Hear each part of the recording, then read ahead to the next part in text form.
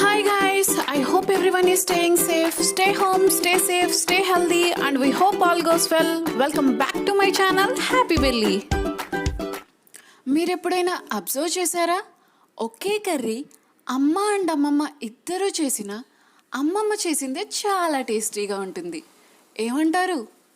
అమ్మమ్మ చేతి వంట ఎవరికి నచ్చదు చెప్పండి?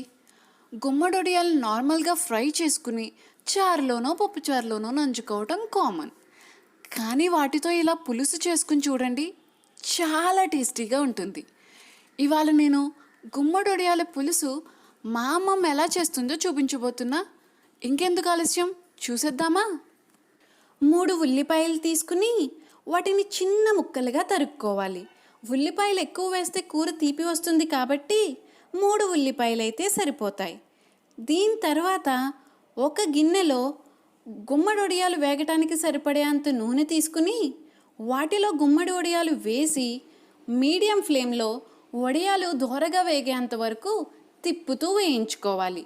తిప్పడం మర్చిపోకండి, లేకపోతే వడియాలు మాడిపోయే ఛాన్స్ ఉంది. ఎప్పుడైతే వడియాలు వేగాయి అనిపిస్తుందో అప్పుడు వాటిని సపరేట్గా ఒక ప్లేట్లోకి తీసుకోండి. నేను తర్వాతి ప్రాసెస్ని సేమ్ గిన్నెలో చేస్తున్నా. ఇప్పుడు ఇందులో ముందుగానే తరిగి పెట్టుకున్న ఉల్లిపాయ ముక్కల్ని వేసి మీడియం ఫ్లేమ్లో 5 నిమిషాల పాటు బాగా వేగనివ్వాలి. మధ్య మధ్యలో ఇలా తిప్పుతూ ఉండాలి, అప్పుడే మాడిపోకుండా ఉంటాయి. 5 నిమిషాల తర్వాత దీనిలో ముందుగానే వేయించి పెట్టుకున్న గుమ్మడొడియాల ముక్కల్ని వేయాలి. నేను ఈ కూరలో పచ్చిమిర్చి వేయలేదండి. మీకు కావాలంటే ఒక 4 పచ్చిమిరపకాయల్ని ఉల్లిపాయలతో పాటు వేసి వేయించుకోవచ్చు. దీనిలో ఇప్పుడు కొద్దిగా పసుపుని వేస్తున్నా. పసుపు ఎంతో అవసరం లేదు, చాలా కొద్దిగా చాలు. తర్వాత దీనిలో ఉప్పుని వేయాలి. ఉప్పు వేసేటప్పుడు చూసుకోండి, ఎందుకంటే గుమ్మడి వడియాల్లో ఆల్రెడీ ఉప్పు ఉంటుంది కాబట్టి దానికి తగ్గట్టు చూసుకుంటూ ఉప్పుని వేసుకోవాలి.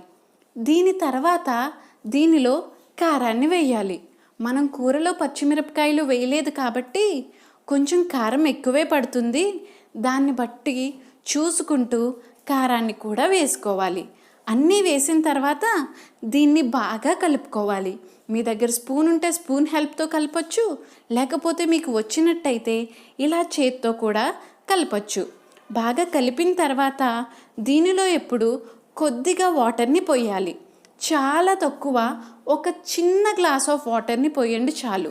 ఎందుకంటే మనం తర్వాత దీనిలో చింతపండు రసం వేస్తాం కాబట్టి ఇప్పుడు అంత వాటర్ వేయాల్సిన అవసరం లేదు.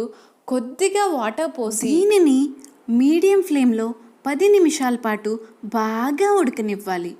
ఈలోపు ఒక నిమ్మకాయ సైజ్ అంత చింతపండు ముద్దను తీసుకుని దానిని ఒక చిన్న గ్లాస్ నీళ్ళలో వేసి చింతపండులో ఉన్న రసం బాగా దిగే వరకు ఇలా చేతితో పిసకాలి. చింతపండులో ఉన్న రసం బాగా దిగిన తర్వాత దీనిని కూరలో వేసి ఒక 10 నిమిషాల పాటు మీడియం ఫ్లేమ్లో బాగా ఉడకనివ్వాలి. ఇలా మూత పెట్టి బాగా ఉడకనివ్వాలి. 10 నిమిషాల తర్వాత చూశారు కదండి ఎంత చక్కగా ఉడుకుతుందో. 10 నిమిషాల తర్వాత ఇలా నీళ్ళన్నీ ఎగిరిపోయి దగ్గరికి పడ్డాక సర్వింగ్ ప్లేట్లోకి తీసుకుని సర్వ్ చేసుకుంటే సరిపోతుంది. వేడి వేడి అన్నంలో ఈ కర్రీ వేసుకుని తింటే చాలా బాగుంటుందండి. మీరు కూడా తప్పనిసరిగా ట్రై చేసి ఎలా వచ్చిందో కామెంట్ సెక్షన్లో మెన్షన్ చేయండి. మా ఛానల్ని సబ్స్క్రైబ్ చేయడం మాత్రం మర్చిపోకండి.